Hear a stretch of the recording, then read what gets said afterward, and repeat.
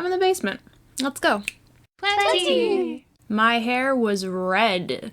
I was just obsessed with having just the most fire truck engine red hair ever. I had just started working as a storyboard artist a few months back. Baby's first industry job. Undertale had just come out the month prior, which I had been looking forward to for a while, so that was all the rage. I dressed up as Mettaton for Halloween and had people refer to me with they, them pronouns for the first time. Other fandoms I was into at the time include Wander Over Yonder, Transformers. I think I was still into Steven Universe at that point. Swag. This was also when the Voltron hyperfixation hit. Oh yeah, and I got a promotion too, so I became a full-time board artist. The chronic nausea got worse, I was trying a lot of birth controls, and I thought they might help, and they made things unimaginably worse. I'd also just started volunteering at the Cat Sanctuary, which would become my home away from home. 21! This was when I first started posting Swan as a webcomic! The first version, which you'll find out. I started taking anxiety meds for the first time after exhausting all other avenues about what was causing my nausea, and I felt better immediately, but also the horrors began to settle in that I thought was burnout because I'd just hit 1 year of storyboarding full time. I would later learn it was not burnout, but not for quite some time. 22! This was when I decided to go blonde. What was I thinking here? I got Percy. I discovered Aurora. I created Lacey. It was a big year for me. 23! So this was the year that the brain fuzz got so bad that I thought that I was not cut out for being a storyboard artist after all, and I just left the industry completely and took a summer off to work as a cashier. I made some lovely friends. I genuinely had a really good time, but I felt basically the same as I did in the animation. So in September, I went back to work. This was the year Zoe passed away, my sweet, darling angel. And I got my very first tattoo to honor her. 24! So Percy died the day after Christmas. He was dying all through Christmas Day. And I spent the entire day basically just holed up in my room, cuddling him. I remember he was still alive by the evening, and I was worried that, he would die during the night, and then I would miss him, so I thought I'll put him, on my pillow, and then maybe we can, sleep together, but he kept trying to, crawl into me, so I just moved his cage beside my bed, and I put him in it, and was like, we can just sleep next to each other, because I don't want to roll over and, prematurely kill you by crushing you in my sleep. And thankfully, when I woke up the next morning, he was still alive, and so I immediately picked him up, and he crawled right into the hollow of my throat, and he just stayed there. What a good rat. I only had him for 1.5 years, but he made a big impression on me. And then the pandemic hit.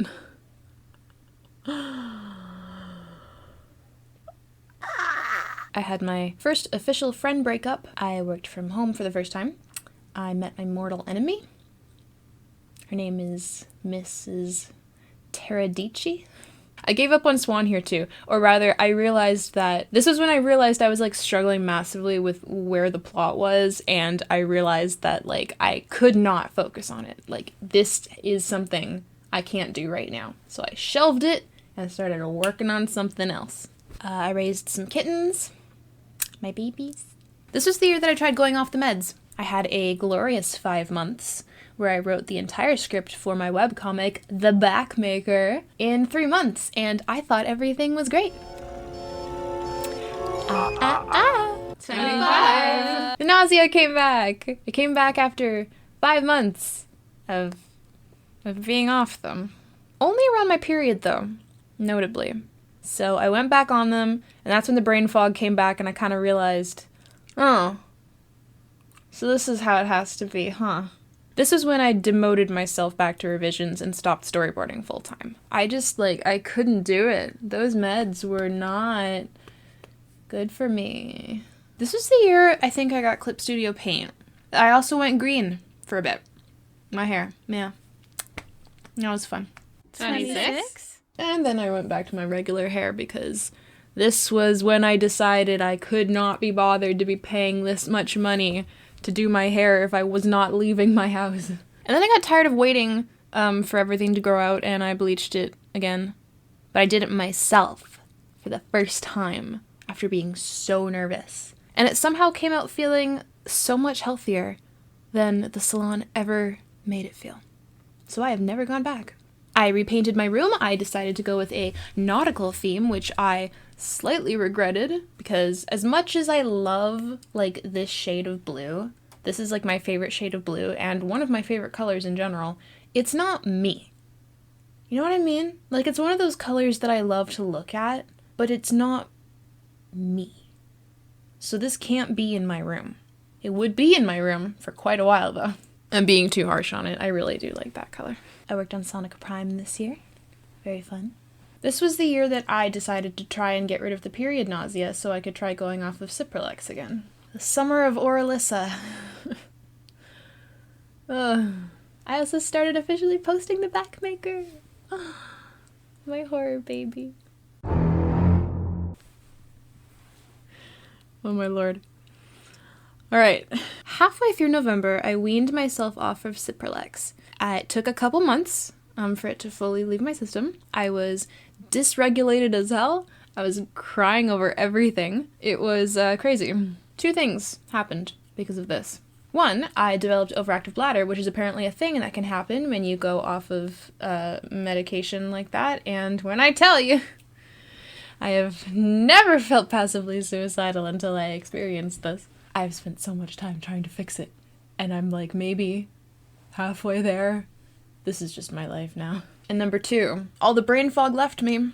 I realized I had demoted myself to an entry-level position and pushed away any opportunity to work on anything else interesting, and I had ruined my own life. And then I had a breakdown.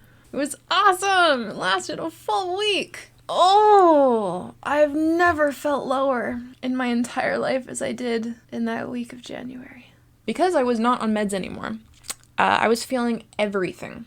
So now I had the drive and the creative energy and the brain fog was gone, but I was so fucking emotional. It felt like I only had 2 moods. I was either ecstatically happy or I was like panicked out of my fucking mind. This was like around the time when I started to realize that I had OCD, but like it didn't fully settle in until like a couple of years later. I started working on Like a Monkey Kid and I found a new hyperfixation. It was literally the best thing that could have happened to me after I had that breakdown where I thought I had ruined my entire life. It like saved me in ways that I cannot describe to you. I had surgery to fix my RCPD and I gained the ability to burp for the first time in 27.5 years. I got a tattoo to commemorate Percy from an artist I'd been eyeing since I was in university. That was exciting. I dyed my hair twice. First I went blue around March just to feel something, and then I split dyed it black and white a few months later, which I'm still rocking now, cause I love it. I had such a fucking good summer, which is like insane because I don't like summer. I ate so much fruit. I was drawing monkeys. I drew so fucking much of like everything. Oh my god, and I ended on such a high note. Holy shit. How could things get any better?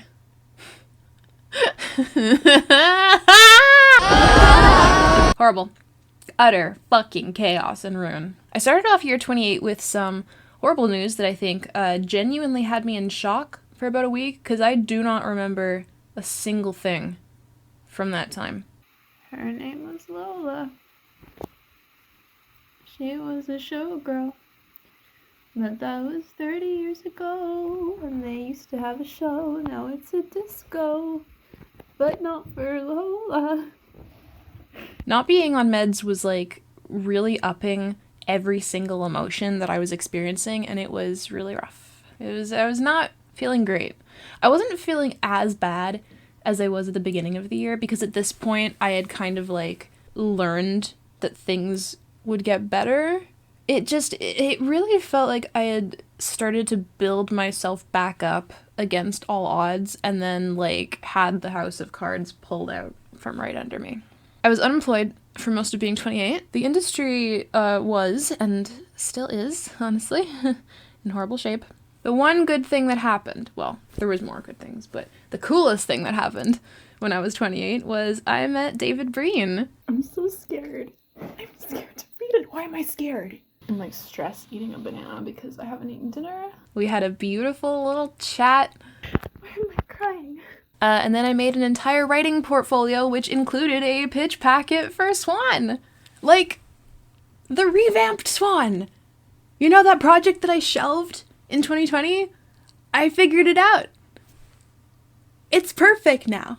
I finally got my first tarot deck, which was amazing. I finally got a job after 8 months and 11 days of unemployment, and then 2 weeks before my birthday, we all got laid off because the client decided it didn't want the show anymore, and once again, the solid ground I thought I had laid out for myself was crumbling below my feet. Also, the entire year, the nausea has been like slowly creeping back in, and I had not gotten any better at controlling my anxiety and OCD, so I decided around the end of my 28th year that I needed to go back on meds. I also doubled my water intake. It took me a very long time, lots of therapy, but I went up from drinking maybe like 2 metric cups a day to drinking about 4 metric cups a day. Not too shabby. So that was 28. Not great. But then 29. 29 has been amazing. It started out a bit rough. I got sick for the first time since the pandemic started. Thank you, masks. And I was more nauseous than I'd ever been in my entire life. And yet I still didn't throw up. I went back on meds. I didn't go back on Cipralex because those were no good. And I was terrified at first that I would feel apathetic again. For some reason, every SSRI that I had tried, like, perfectly knocked out the nausea, like, no problem. But all of them made me feel apathetic. And I didn't want to have to accept the fact that I had to choose either keeping my mind, but feeling like I was going to vomit 24/7, or not feeling nauseous, but also not feeling anything else either. So I didn't. And this time I got lucky. I'm on Effexor now, and it's amazing.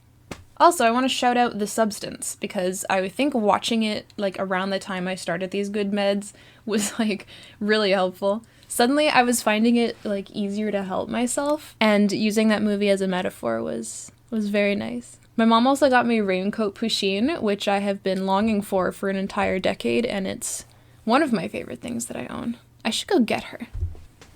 Raincoat Pusheen. I love you, Mom. And that was just the first few months of being 29.